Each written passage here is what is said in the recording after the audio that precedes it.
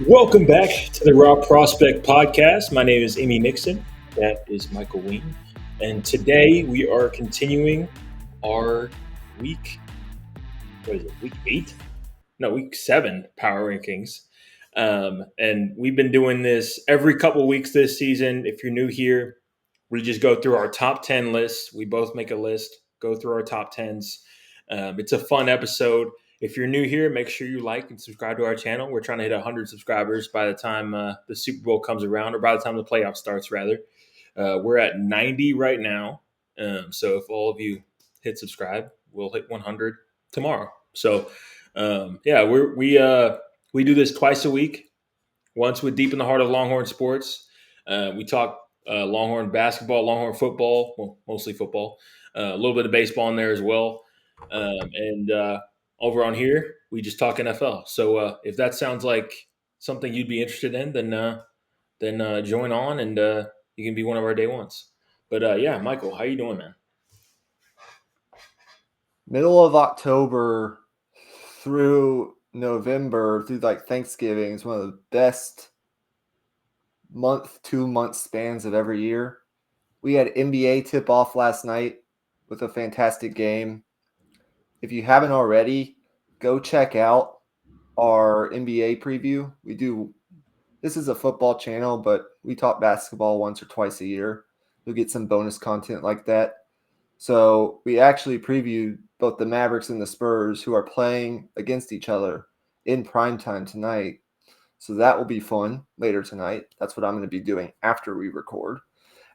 As we're recording right around 7 p.m. Central Time here on a Wednesday, October the 22nd. But my point there was like now we're to a point in the sports calendar where baseball might be ending for those baseball fans out there like myself. Although we're going to get a great World Series, I really do have that feeling here coming up starting Friday. But now that the NBA started and college basketball is starting here in less than 2 weeks, what you have is every night you have either football, basketball, or both every single night for like the next 5-6 months, which will be awesome. Yeah. Yeah. I mean, you couldn't have said it better. But yeah, we can let's go ahead and get into this. This is going to be a fun episode. I think right now, I mean, uh, it's not breaking news or anything, but the NFL is pretty dang wide open at the top. So let's start with you, Michael. What do you have on your 10 through 6? Yeah, so my 10 through 6 is as follows. At number 10, new team enters the power rankings this week, the New England Patriots. Number 9, the Seahawks are back in my rankings. I'll explain why later. Number 8, the Buccaneers. Number 7, I have the Green Bay Packers, one spot ahead of them. And then number 6, I have the Denver Broncos, who I think I had around this spot 2 weeks ago, if I'm not forgetting. So my 10 through 6 goes New England, Seattle, Tampa Bay. They dropped a couple spots, but not much. Green Bay and Denver. That's my 10 through 6. What is yours? Yeah, I had New England at number 10 also, and then I had Green Bay number 9, Seattle 8, and then Tampa Bay 7, and then 6 is where I had the Indianapolis Colts. So yeah, we can start off with let's start with the Patriots. We haven't talked about them all year. This is the first time we've had them in our top tens, but man, I mean Drake May, he's arrived. Like it's pretty dang simple. I mean their defense, we know like a Mike Vrabel coach team, they're gonna have a decently good defense. It's not like they're the best defense in the league, but they're damn solid. And then on offense, Drake May is pretty much playing lights out. And if he continues on this track, I mean, he's on pace to like have a real case at maybe even entering the MVP discussion if they keep winning and he keeps up putting up these numbers. So um, I'm pretty high on them. I don't think they're Super Bowl contenders or anything, but they're going They're to a be playoff team. Yeah, they're going to be a playoff team. I feel pretty comfortable saying that. That's how I would categorize it right now. They're 5-2. They're leading their division, and they have a win over the other contender in their division, the Buffalo Bills, in their own stadium in Buffalo. Not an easy place to play. Drake May is playing at a MVP caliber level. Doesn't mean he's going to be in that conversation or win the award. But you look at his numbers, he's completing an incredible 75.2% of his passes. He's been incredibly efficient so far this year. And he's got a 116.4 passer rating. That's tied for second in the NFL with Jared Goff. And if you take out Lamar Jackson, who's missed a couple games, he's technically first in the league. Lamar Jackson, who's missed like the last 2 or 3 weeks. So he's playing at an incredibly efficient level. He's cut down on the turnovers from the first couple of weeks. And this has been a ball control possession offense that runs the ball really well when their running backs hold onto the ball. And it's a very well coached situational team. On defense, not only is their defense getting better every single week, but who would have expected this kind of breakout from K'Lavon Chaisson, whose career high in sacks is 5 in his career. Already this season, through 7 games, he has 4.5. And last week, even though it was the Titans, who are horrendous, and by the way, we talked about the worst teams in the NFL last week, if you're interested in that, he had a fumble recovery for a touchdown and a couple sacks. So, like, they have an absolute dog who's really heating up on the defensive side of the ball. They're situationally very good. Their quarterback is playing well while not turning the ball over. Statistically, he's amongst the elite in the league. As long as they avoid the turnovers that were plaguing them in like the first couple games of this season, they're going to be a very tough team to beat. They're not unbeatable because I don't know that their offense is like elite, and I don't know that they have elite playmakers at the wide receiver spot, but like they're very good. And so I think New England's a playoff team. I think that team's going to end up winning 9, 10, probably 10 games this year. I haven't looked at their schedule, but I don't think it's super hard if they keep playing like they are. As long as they don't turn the ball over offensively and their running backs who really, I mean, they lost a game week 2. They definitely should have won against Pittsburgh. Or sorry, it was week 3 against Pittsburgh where they fumbled the ball 5 times. Like that just can't happen, but they're getting better. They're back to top half of the league in turnover differential. Their defense is forcing turnovers, and they're not giving the ball away like they were at the beginning of the year. And that's going to be hard to beat because they're well coached. And so I'm high on what New England is doing, especially since they're getting high-level quarterback play, which they have not had since Brady. Yeah, yeah. I mean, it's pretty simple. They're going to keep winning games. Their schedule is pretty favorable moving forward, so there's a real chance they take that division. That's not hyperbole. That's not a long shot like it used to be. That division is definitely up for grabs. You've got a team in the division in the Bills who, when Josh Allen plays at his best, probably has a higher ceiling because they can score so many points. But when you look at that matchup, right, Patriots-Bills, it's a team that can run the ball effectively, can control the ball on offense, keep Josh Allen off the field, and a Bills team that cannot stop the run, which is why I don't have them in my power rankings this week. I have to see it to believe it with them if they're going to be real contenders. They haven't looked great the last couple weeks. I think right now New England is rightfully the best team in that division until Buffalo changes something defensively. I was wondering who you had missing from your top 10. That's interesting. No, I honestly I don't disagree with it. I don't. I think to be honest with you, if I was being completely honest with myself, like I would pick a lot of these teams that we just talked about over the Bills right now. But we'll see when it comes to playoff time. Hopefully they get healthy, they get some of their defensive stuff together. But man, yeah, they're not a mess per se, but they're certainly not to the caliber of a contender right now. Definitely not. Yeah, it can definitely change. I think their ceiling is higher than New England. Would you agree with that? Yeah, But they're not playing like a contender right now. definitely not. And so I dropped them out, but they might be back in 2 weeks. We'll see. But this week they have the Panthers on the schedule. Cannot allow the Panthers to run on them. Like, or else I'm going to start getting really worried about.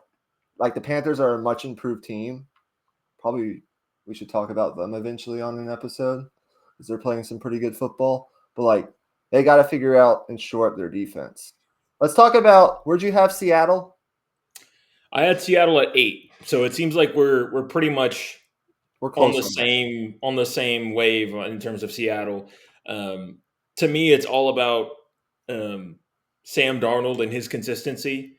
He's playing at a top 3 level in terms of, if you're ranking quarterbacks just this season, like you're watching everybody, like Sam Darnold is up there for sure.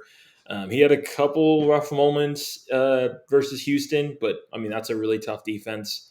I can't really fault him for it.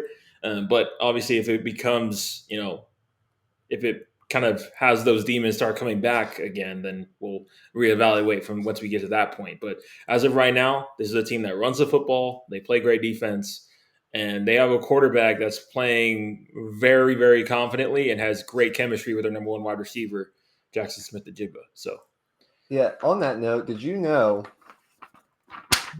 that Jackson Smith-Njigba has 5 games this season with 8 or more catches and 100 or more yards? 5 games this year, and they've played 7 of them. So in 5 of the 7 games, he has 8 or more catches and 100 plus yards.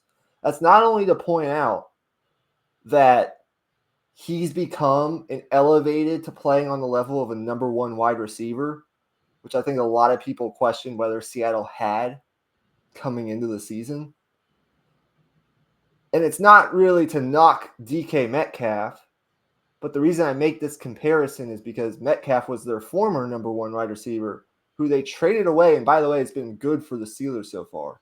It's not to knock him, but DK Metcalf in his career has 4 such games with 8 plus catches and 100 plus yards. Smith-Njigba this year in 7 games has more than that. So he's been great.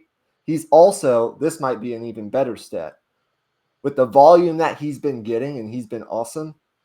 He's on pace.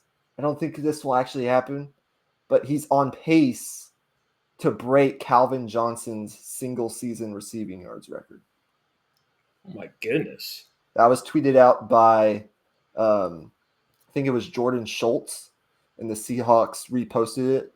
The official Seahawks Twitter account reposted it.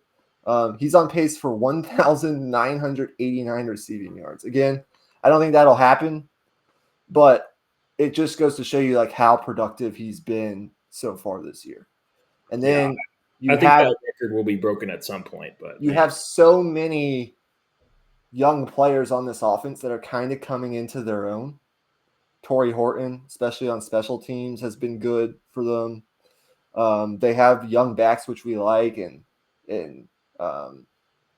Charbonnet, who's been really good so far this year. Kenneth Walker. Yeah, they have that tight end out of Miami as well. Tight end, Arroyo's been fantastic. So, like, it's a very young team. They're not paying a lot of these guys, but especially on defense, I mean, that's the other thing is good luck scoring on Seattle's defense. Over the last 2 weeks, they've got 11 sacks, 21 quarterback hits, and 67 pressures. It's just insane what like Byron Murphy's been able to do. Uchenna Nwosu, Dexter Lawrence. Who's on the interior?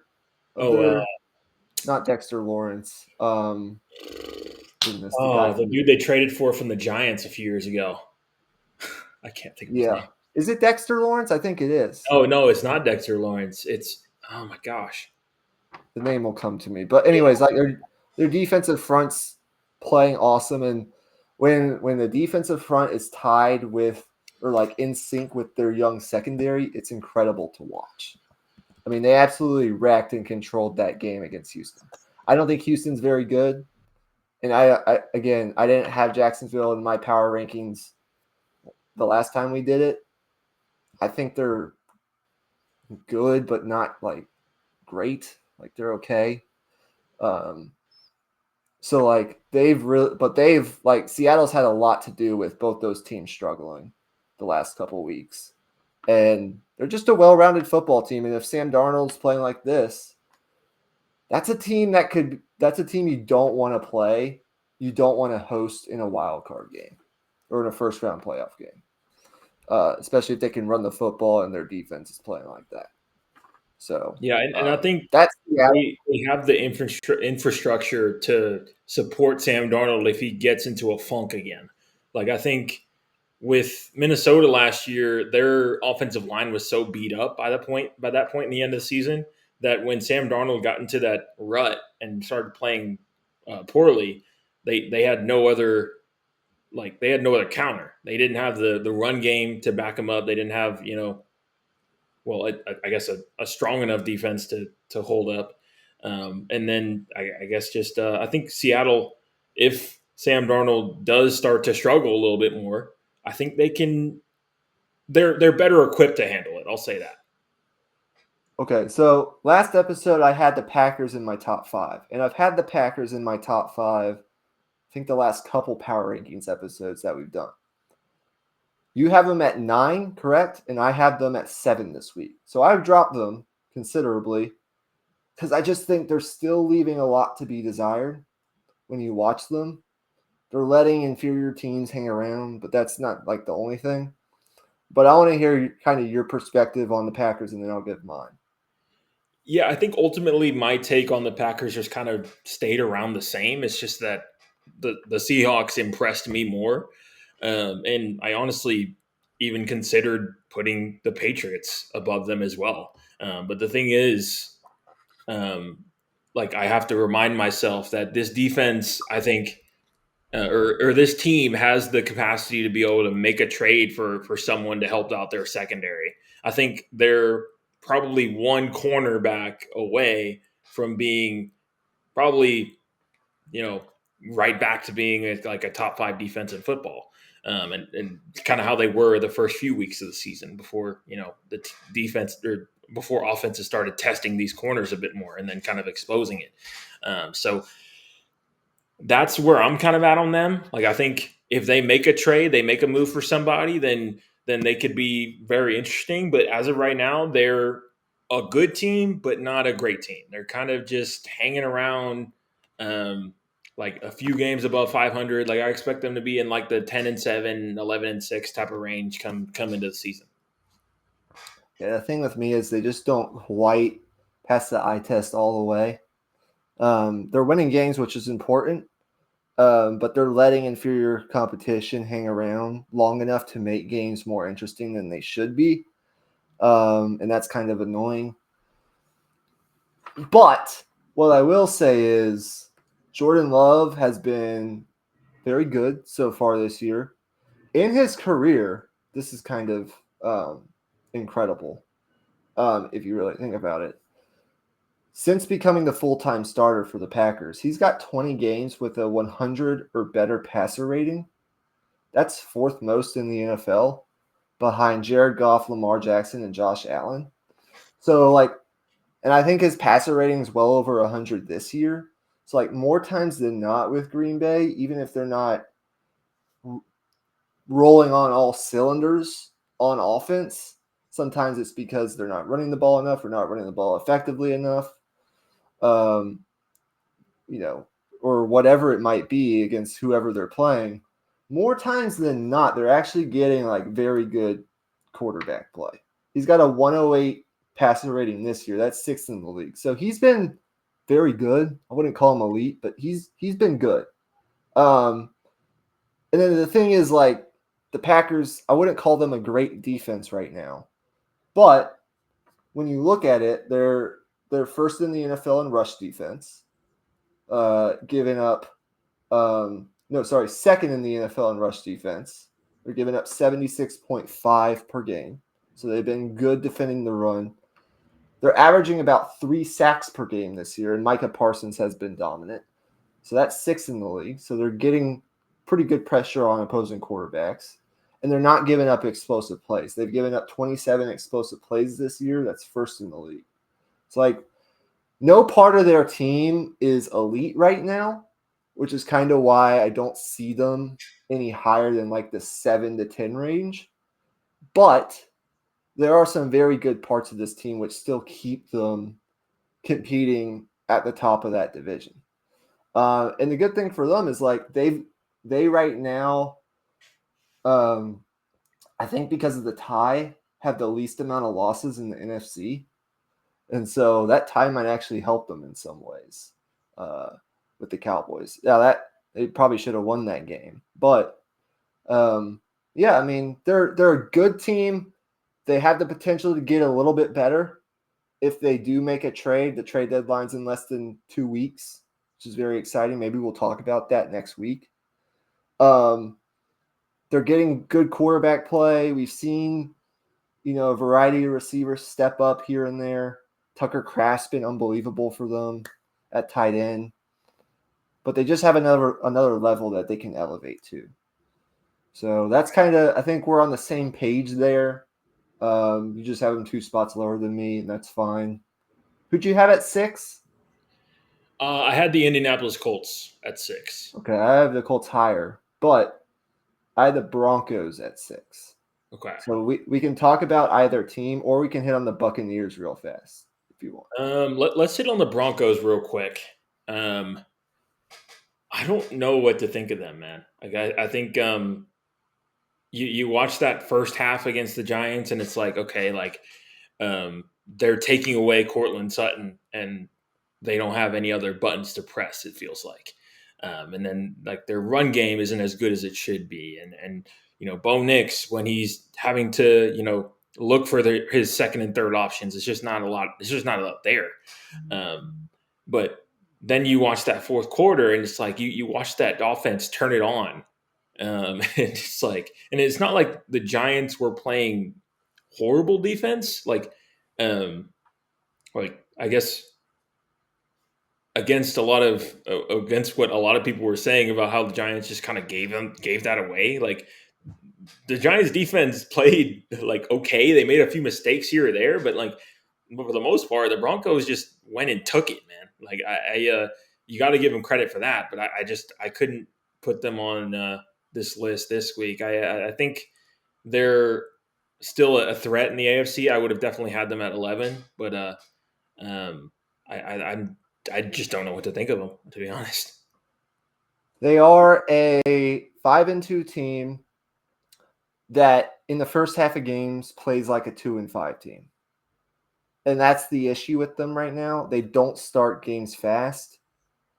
Now, they figured out ways in the second half to make adjustments. Sean Payton's good at that. And Bo Nix is like statistically the best fourth quarter quarterback in the league this year. And that matters to some extent. My thing is like they got to take the handcuffs off Bo Nix earlier on in games. It feels like they're trying to run the ball too much early on in games, and their passing game is just not clicking. I do think they're one of those teams that maybe could use another weapon at the trade deadline.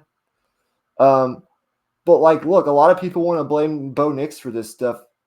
I don't think he's much of the problem here. In his last 17 games that he's played, he's thrown for 35 touchdowns and 11 picks, and he's got a 98 passer rating. The problem is the Broncos are scoring 4.3 points per game in the first quarter, 18th in the NFL. But then in the fourth quarter, they're scoring 10.1 points per game in the fourth quarter. That's second in the NFL. So their offense just isn't hitting on all cylinders until the second half of games. The question that you could pose is that sustainable if that continues? They're not a Super Bowl contender if that is the way that they're going to play come the playoffs. Yeah. But the thing is like their defense. Nick Bonito might be one of the best actually, I know for a fact he is one of the best defensive players in the league right now. Yeah. Their defense leads the NFL in sacks. They're top 5 in the NFL in points per game allowed. They're also the best red zone defense in the league. So, like, I trust their defense for the most part. Bad second half against or bad first half against the Giants. But other than that, like, for the most part, their defense is playing like how I expected it to. I have them in this position because I believe they can compete in the AFC. I think they're a top 4 team in the AFC right now because of their defense. I trust their defense. And I think Bo Nix is good, man. They got to figure out a way to start faster. And I think what I'm betting on here is I'm betting on Sean Payton, one of the best coaches in the league, to make those adjustments here over the next couple weeks and have that team playing its best football later on the season. Offensively, that's what they need to figure out is how can we play our best football on the offensive side for 2 halves. They're playing good for 30 minutes, but not 60 minutes. They can do that. They'll be one of the most well-rounded teams in football. I don't know if they can win the Super Bowl. Probably not. I lean towards probably not right now, but a lot can change. But like, you give them credit for winning games, and I just I don't think they're better than the Colts. I don't think they're better than the Chiefs. But like, other than that, I think they're up there with the rest of them right now. Yeah. I can't disagree with you, to be honest. I think in hindsight, I think I would probably put Denver somewhere on this list. I'm not sure where, but it's weird with them right now. But let's move on to the top 5 here. For me, at 5, I had the LA Rams. At 4, that's where we're actually rather that's flipped. I have the Buffalo Bills at 5, and then the Rams at 4, and then top 3 pretty chalky. Detroit, Philly, then Kansas City. So top 3, that's probably about what we expected it would be before the season, outside of Baltimore and Buffalo being up there, of course. But yeah, who'd you have in your top 5? Yeah, so my top 5 looks a little different this week. I've got Philadelphia at 5, the Rams at 4. And I told people, like, once the Colts show it to me a little bit more, I'm going to give them their respect. They're at 3. The Lions are at 2, and the Chiefs are at 1. That's my top 5. Let's start with I think the team we disagree on the most, or maybe not disagree on, but just have the most difference in rankings, is the Eagles. You have them at 2, and I have them at 5. Yeah. My thing with the Eagles isn't necessarily like their roster is maybe the best in football. They have all the pieces to do it again, right? And the thing with Jalen Hurts is even when he's not clicking on all cylinders in the passing game, he's not turning the ball over. They've struggled at times connecting with A.J. Brown and in the pass game. But I think one of the things people aren't talking about enough is, like, they want to talk about the passing game and how it's not clicking, and that's fine. We've seen it click a couple times this year. I know it's there. But one of the things, if you would have told me coming into the season that the Eagles through 7 weeks would be 30th in rush yards per game at 88.1 and 31st in yards per rush attempt at 3.3, I would have told you were insane. They've really struggled to run the ball effectively over the course of full football games. When you look at Barkley, he's on pace for less than 900 yards this year after the season he had last year. He's getting off to fast starts. Like, they'll run the football very well on their first couple drives, and then it just fizzles out later in games. He's averaging 5.1 yards per carry, which is about what you would come to expect from a running back like Saquon Barkley in the first quarter. But over the rest of football games, he's declining to 2.8 yards per carry. They're just not running the ball nearly like they did last year. And I think in some ways that's hurting the passing game. So, like, I want to see them get their run game going. I think they are definitely, when it clicks, and I think it will eventually, they're a top 2 team because of their roster. But I just want to see a little bit more from them. I still think they're a Super Bowl contender because I think it's in there somewhere. Their defense has been pretty good this year. I wouldn't call it like great or elite, but it's been good enough, plenty good enough. There are just some things I want to see the Eagles figure out. I'm punishing them for a week, maybe a couple weeks. But I think the thing people are missing with the Eagles is like, did you watch their run game last year? What we're watching this year is not nearly the same thing. Yeah. Yeah, no, you're absolutely right. Yeah, with the Eagles, I watching them is incredibly frustrating. Like it's such a unique experience watching the Eagles. Like I think removing my Cowboys fan bias, like they are incredibly fun yet incredibly infuriating at the exact same time. And it's just because of their, I guess, their simplicity on offense. I guess that's one way to put it. But it's like, just at some point you just got to throw the ball up and get your playmakers the ball. And we saw it this week. Like Jalen Hurts was letting it rip a little bit more, getting the ball in the tight windows to his guys. He's capable of doing it when he lets the ball go and has the confidence to do it. But it's just not there consistently. But my thing is like, I believe in Jalen Hurts when that time comes to turn it on. I don't think he's ever going to be the most consistent quarterback in the world. Nope. But I think when that time comes, January, I think I trust him over what the Lions, Bills, or Rams represent right now over to kind of just turn it on and make it happen, especially with the roster that he has. Obviously, Josh Allen and Matthew Stafford are probably better quarterbacks, or they are better quarterbacks for the most part. But I think Jalen Hurts is that kind of player where he just has that clutch factor. Yeah, and that's the thing with them is when they want to be, the Eagles are unstoppable. When you get focus and consistency and combine it with all the talent on their roster, they're probably back in the Super Bowl come February. I don't think there's a team in the NFC that's better than them when they're clicking on all cylinders. Although Detroit might give them a run for their money if they're healthy. Right. It's just I don't think they're clicking on all cylinders right now. Will they in a month or two around Thanksgiving? Sure. That's definitely a possibility. And that's the thing is like they could probably be number one or should be number one. They just got to show it to me a little more consistently.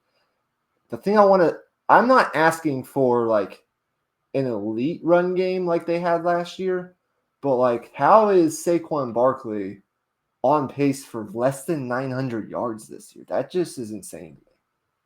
Yeah, it doesn't even sound right. It doesn't even sound right, honestly. Like, wasn't that the guy on the cover of Madden? Yep. And understandably so. Like his season last year is going to be one of the best in league. Is one of the best by a running back in league history. It's just like something about it's not working right now. You had the Rams at 5. Is that what you said? Yeah. I have them at 4. So not much differential here. Here's the thing I'll say about the Rams. I don't know how long he's been the defensive coordinator, but Chris Shula, with what he's doing with this defense, might eventually need to be in head coaching conversations. Definitely.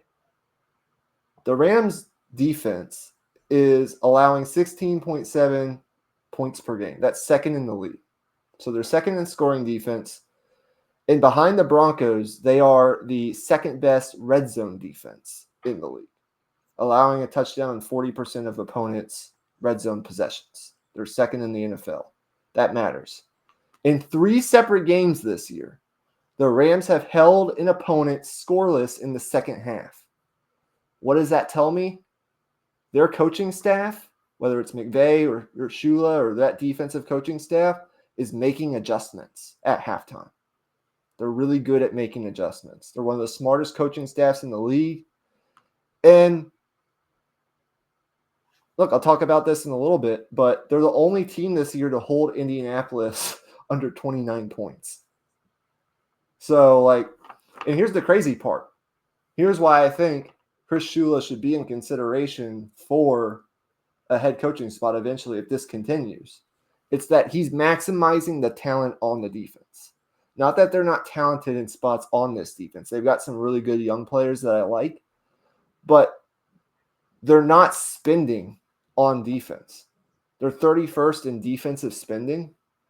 17.5% of their cap is being spent on rookies, and a lot of those rookies are on defense, and Shula's maximizing what he has. Their front's really good. They're good situationally. And Matthew Stafford at age, 37, 38 with a back issue is still probably the best pure pocket passer in football, or one of the best. And so, they came out, get this, they traveled to London for their last game on Saturday morning. And 24 hours later, they absolutely dismantled the Jaguars. I mean, they went up and down the field, efficient, without their best player in Puka Nacua. I think Stafford hit 8 or 9 different targets. So they're deep in that, receiving / running back room. I just really like the Rams as a really well-rounded football team, and I think Sean McVay is one of the best. So, but that defense, they're maximizing, they're squeezing all the juice you can get out of the orange on that defense, pretty much.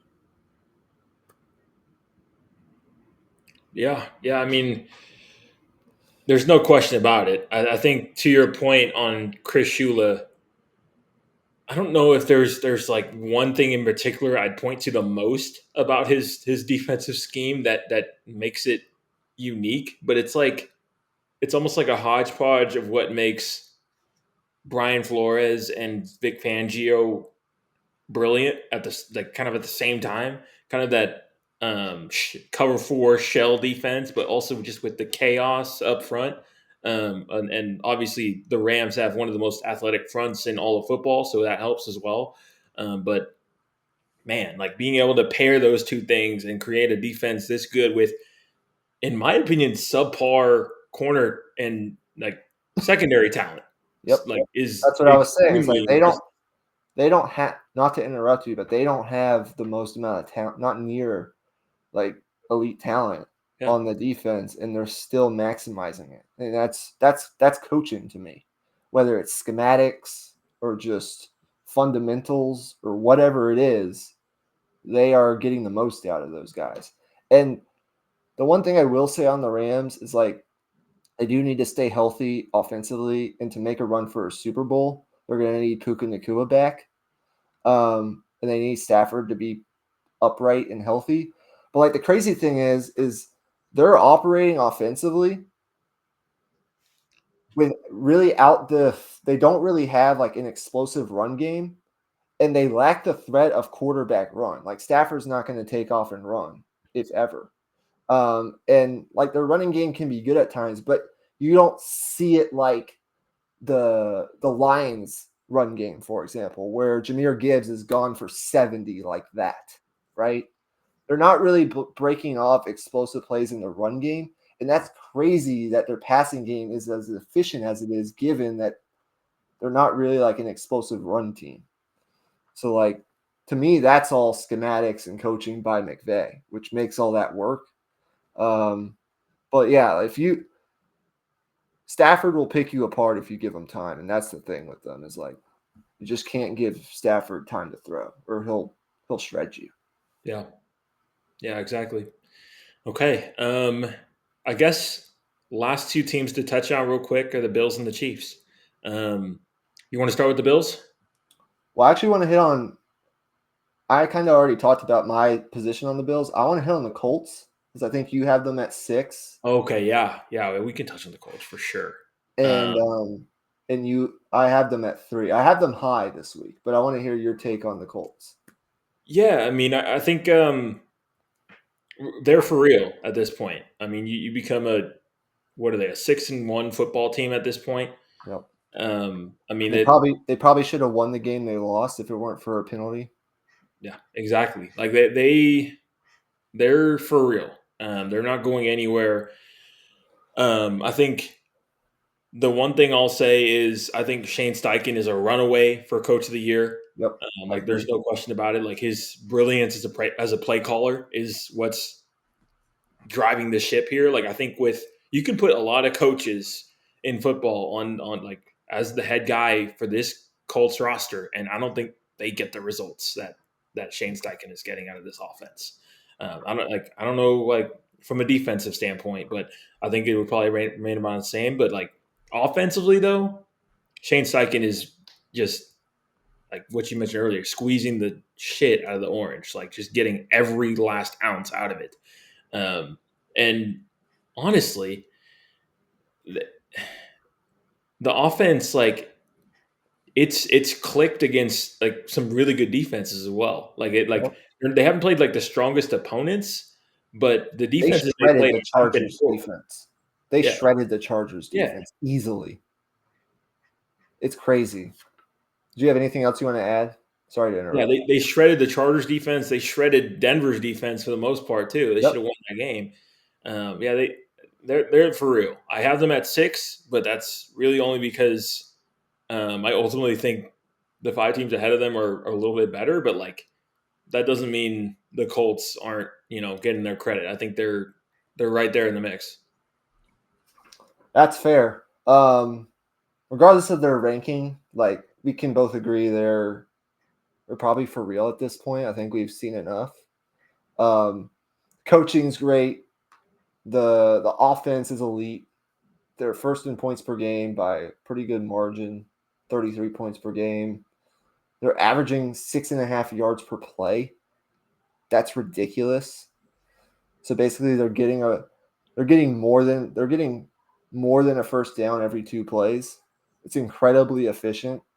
Um, they're not only beating teams, but they're beating them. Like they pass the eye test. They're efficient. Plus 92 point differential. That's first in the league. And the thing that blows my mind, they have over double the amount of touchdowns this year than they do punts this year. Do you know how hard that is to do in the NFL over any period of time against some of the defenses that we have nowadays? 26 touchdowns offensively this year, 12 punts.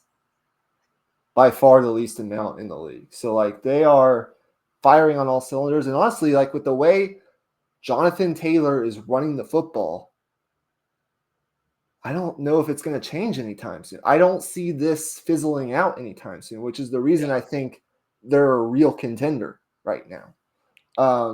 Yeah, and they've shown they have the depth as well. Yeah, and Um, their like Josh defense is Downs has been plenty, out for stretches. Alec Pierce has been out for stretches. Like their offense just keeps humming. Like it's and their regardless. defense is plenty. They got a lot of good players on defense, and they're opportunistic too. Like they're solid and they're opportunistic. They're the only defense in the league this year that's forced a turnover in every single game so far. So like very well-rounded football team, and give a lot of credit to Daniel Jones. Wow. I would Yeah, have never guessed this, but we've seen this before. Like quarterback change of scenery and boom, get with the right coach and you take off. yeah, pretty much. Okay, well, last team, the Chiefs. I mean, this will be pretty simple. I'm assuming, but We both have them at 1, where you right? got? Where'd you Huh? have them? I had them at number 1. Same here. Yeah, Do you want me to start or you want to start? yeah. I guess I'll start. Yeah. So the Chiefs, they have this guy named Patrick Mahomes, and it turns out when he has his weapons, he's pretty good at football. Yep. So, um, yeah. So it's pretty simple, man. They got healthy, and now um, the AFC is in trouble because it feels like a lot of the contenders we were expecting to compete with the Chiefs for a variety of different reasons or have been, I guess, underachieving a little bit in terms of winning the games they're Baltimore and supposed to, Buffalo.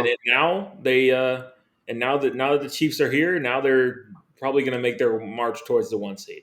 If I had to guess, I don't see them losing more than maybe 1 or 2 games here. From now until the end of the regular season. Given good health, of course. Yeah, right, of course. I agree with you. Like, we'll probably end up like a 12-5, 13-14.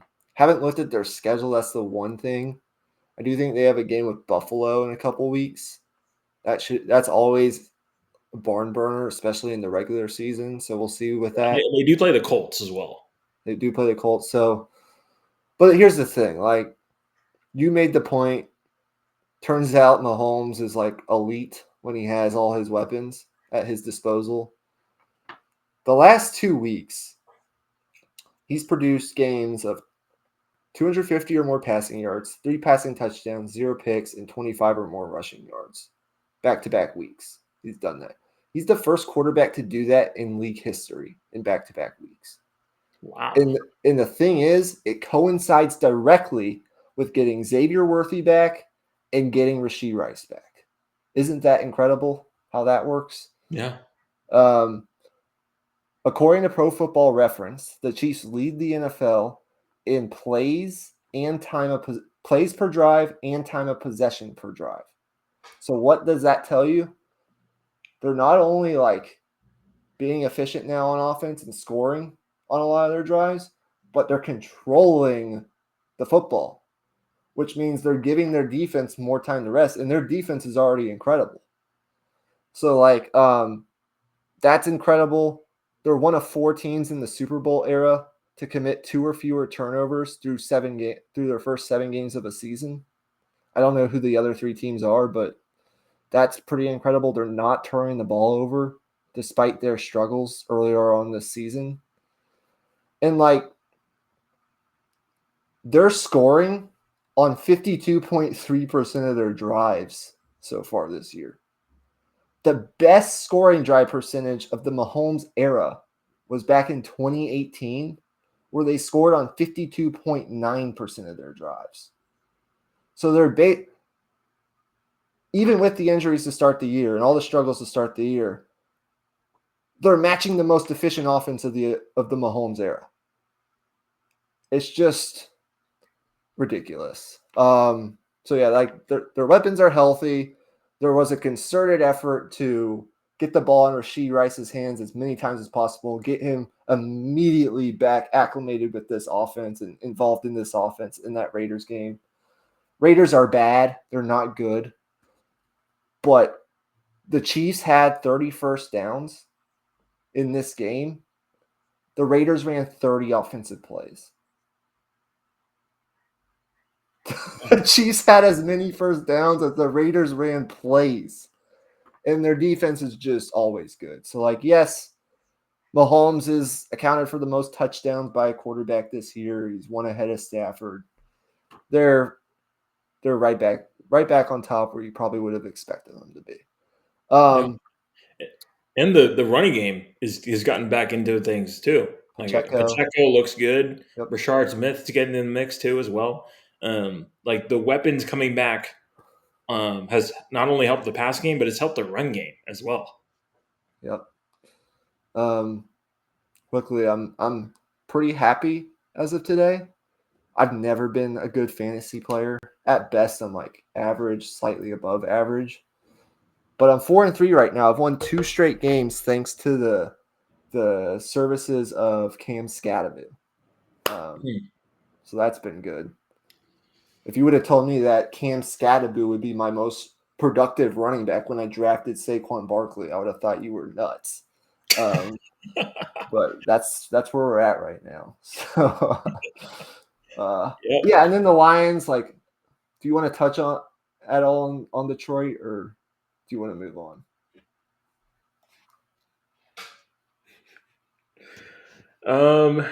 No, I think we're good on Detroit. We've talked about them quite a bit throughout the season, so Okay. I don't really have any new takes on them unless you do. Well, What do you? I just want to point out, like, I don't have any new takes on them. I think they're really good, but I just want to point out the excellence of Aiden Hutchinson so far this year. He's been almost unblockable. He wrecked that game against Tampa Bay. The I don't know. I don't mean to bang on the guy. Pause. But the Buccaneers right tackle. I think his last name's Heck. Yeah, their first string is Gatiki, and then I think their second string it was in last game. I don't know Yeah, what I don't Heck. know who the backup Something is. Heck is his last name. Yeah, He could not deal with Aiden Hutchinson. I don't blame him if he is in fact the backup. I don't really like. It's not a knock on him, but Hutchinson first in total pressures, first in quarterback hurries, first in strip sacks, first in first fumbles, fourth in sacks. He's been unreal. So like, if, and Brian Branch has been incredible. So like, their defense was dominant against a good offense on Monday night, and their offense is hard to stop, especially when they're running the ball. So, yeah, that's pretty much it on Detroit. They just got to get healthy on defense, make sure they're healthy going into the playoffs this year.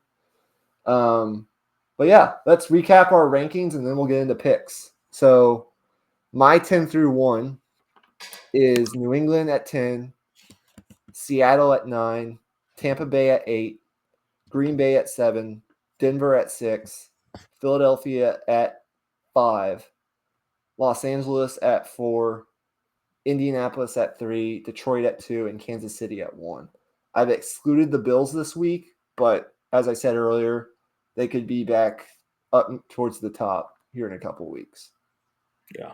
All right. Well, for me, I have New England at 10, Green Bay 9, Seattle 8, Tampa Bay 7, Indianapolis at 6, LA Rams at 5, Buffalo at 4, Detroit at 3, Philadelphia at 2, and then Kansas City at 1. Okay. Let's touch on our picks here. Yeah. Let me update everybody before we get into picks. Um, so after last week's pod, Emmy was 6-4, coming off back-to-back 2-0 weeks, and I was 4-6, coming off back-to-back 1-1 weeks. This last week, here's what happened. Emmy had Patriots minus 7.5 against Tennessee. That hit easily. They blew them out, 31-13. He did have Buccaneers plus 5.5 against Detroit. That did not hit. So Emmy went 1-1 last week. For myself, I had my first 2-0 week last week. I had Panthers minus 1.5. Forget who they played. I think it was Miami. Is that right? They played someone bad and they beat them. Yeah, I want to say. That hit, and then I was sweating it out on Sunday morning, but Rams Jaguars under 44.5.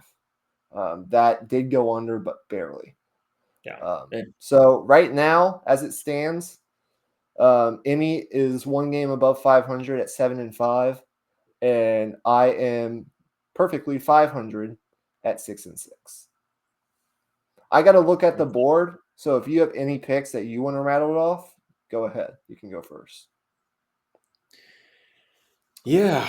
All right. Let's see. First one I'll make right off the bat is I'm gonna take Chicago to cover against Baltimore. Um, or actually, that spread is 9.5. I'm tempted to take the over right there. You know what? No, I'm not going to take the spread bet right there. I'm going to take the over, 49.5. Those are two really good offenses. Baltimore's defense has really struggled this year, of course, and then Lamar Jackson is back, so they're going to be pedal to the metal on offense. What's the total? 49.5.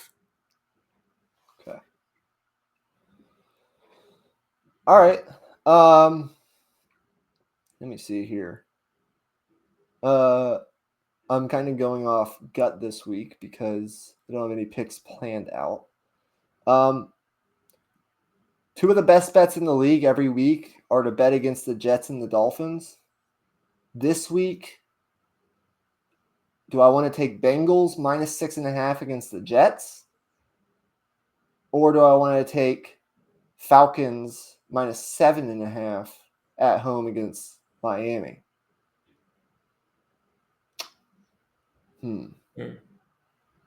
Tough one. I'm gonna take Atlanta. It's kind of risky, but I'm gonna take Atlanta minus 7.5 against Miami at home. Okay. Solid pick there. Oh my, the Chiefs are favored by 12.5 against Washington. Oh my goodness. That's without Jaden Daniels, of course, but still, that's massive line. Probably well deserved, honestly. Let's see. Phillies favored by 7.5 at home against the Giants. I struggle with that one a little bit.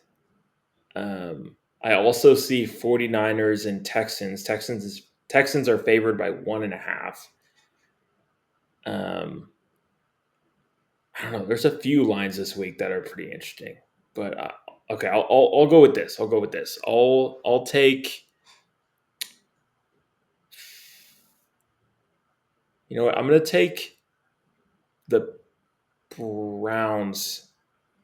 Wait, no, that sentence should never be said.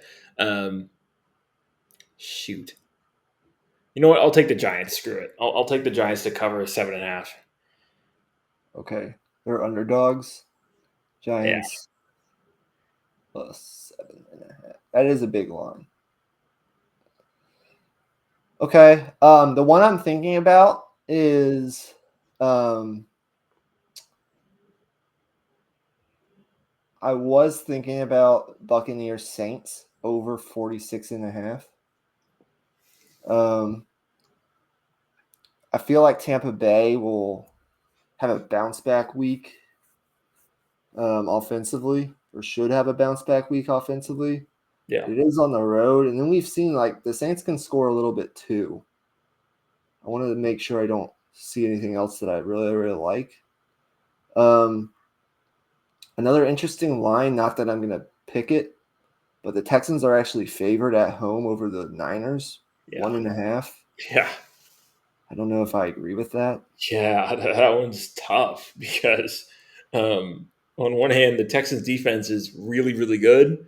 And the 49ers, of course, battered to bits on offense. But that doesn't mean the Texans will be able to score on offense either. Like I don't think like even with the Niners being as injured as they are, like the Texans offense right now is just I mean, it's pretty bad. Do you think the Panthers can cover 7.5 at home against Buffalo? Yeah, I consider them. I think it's a possibility. It's a little scary just because Yeah. if Okay. if I'm gonna week or something like that. But take I think the more trustworthy one is I'll take the Bucs Saints over 46.5. okay, I like that. I think if I were to make a third one, it would definitely be that Panthers one. I just got a little bit scared of it last minute. Yeah, I'm a little scared of that one. Especially I think Buffalo's coming off their bye, I think. Are they? Yeah, they are. So like they might come out scary Yeah, off their they're bye going to week. get Kincaid back. I'm pretty sure. They're going to have they're going to be getting some guys healthy. So Or would the better bet better. be to pick Tampa Bay minus 4.5? Or would you take the over 46.5? I lean towards the over Yeah, because so I think I mean if you told me the Saints can put up 17 points on the Bucks, like I believe that, yeah. and that's really all they need to do for that. Because Yeah, if it's like yeah, if it's 30-17, then you hit the over. So I'll yeah. take that. Okay. Well, that's where we're at, and we're right about an hour, so it worked out perfectly. Any parting shots? Uh, well, did you want to touch on the Steelers real quick or? Um, well, the only thing I want to say, I don't want to take too much of our time. Um, only thing I want to say as a Steelers fan is a couple things. Number one, the next 3 weeks are going to tell me everything I need and want to know about this Steelers team. So far, it's been a mixture of good quarterback play, pretty good offense, the best, most efficient offense we've seen in Pittsburgh here in the last couple of years. They're not turning the ball over, so that's good. And a mix game to game what you're going to get on defense. Sometimes it's really good and scary. Other times it's bad, like it was on Thursday night against Cincinnati. So, like, over the next 3 weeks, it's two what I would call um, definitely solid playoff teams, but could be contenders at home. It's Green Bay at home on Sunday night, and then it's Indianapolis the following week at home. Two big tests for our defense. And then the following week, travel on the road all the way to the West Coast to play Justin Herbert and the Chargers. And by that time, I would think that the Chargers would be a little bit healthier. They'll get Hampton back eventually. I think by that time, they might get a couple guys back, on their offensive line. We'll see. But like, it's three good quarterbacks: Jordan Love, Justin Herbert, and Daniel Jones, all in the top 10 in passer rating. And the thing that the Steelers haven't done a lot the last couple years is they'll beat the average and below average teams most of the time. That's how they end up winning a lot of games every year. Is they're pretty good at beating rookie quarterbacks and backup quarterbacks and below average offenses, but they rarely beat the elite teams in the league. And I actually think their quarterback play with Rodgers and their offense is efficient enough to hang around against some of the better teams in the league this year. Not saying beat them, but hang around better. Yeah. Because they're not turning the ball over, and like their tight ends have been great. I just think Rodgers has made it a smarter, more efficient operation with how fast he's getting the ball out and things of that nature. But it doesn't matter if the defense shows up clueless like they did on Thursday. And so it's kind of a mixed bag here with this Steelers team. They're 4-2. And if you told me they were 4-2 after 6 weeks, I would have taken it, I guess. But it feels like it should be a little bit better. It also feels like it could be a lot worse. So it's like, I don't know what to expect. But my point was the next 3 weeks, it's Green Bay, Indianapolis, Chargers, back to back to back. It'll tell me most of what I need to know about this Steelers team.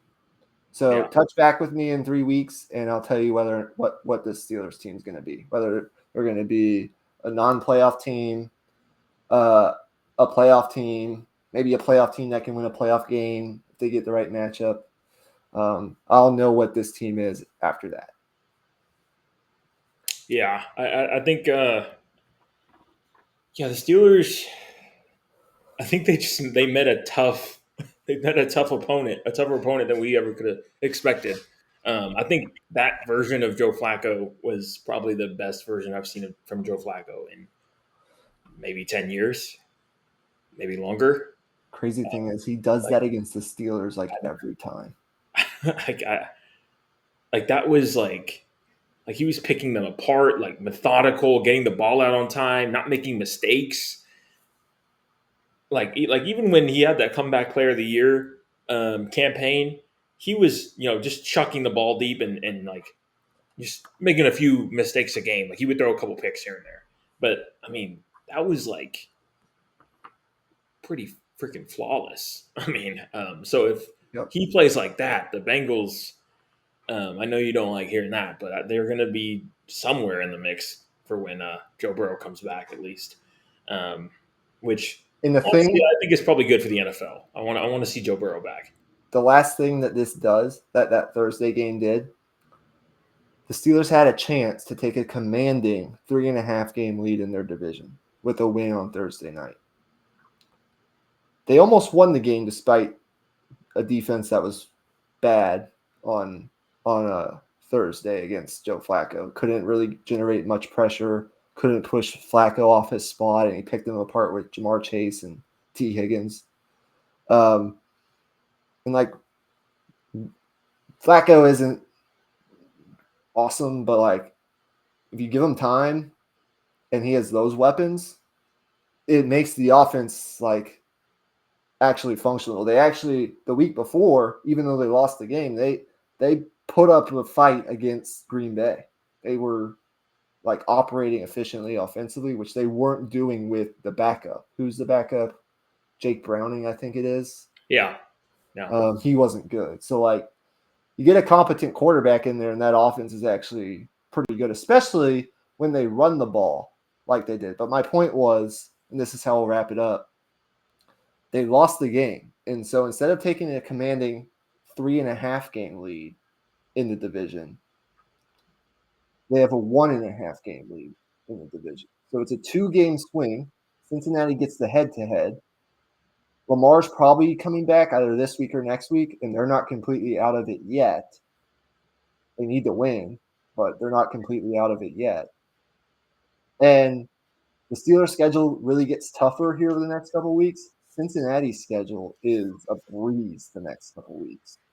They play the Jets and the Dolphins like 2 of the next 3 weeks. So we could look up in a couple of weeks, and the Bengals could be 5-4. The Steelers could be 5-4, and the Bengals could be in first place, despite missing Joe Burrow since like what, week 2.